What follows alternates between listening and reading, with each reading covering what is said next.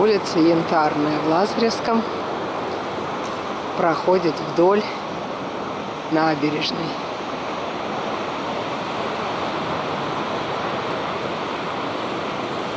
Здесь одно кафе сменяет другое. Гостевые дома.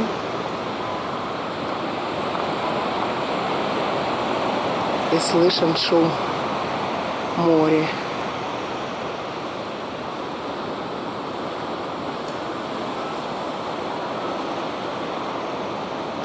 Сейчас она, конечно, малолюдная.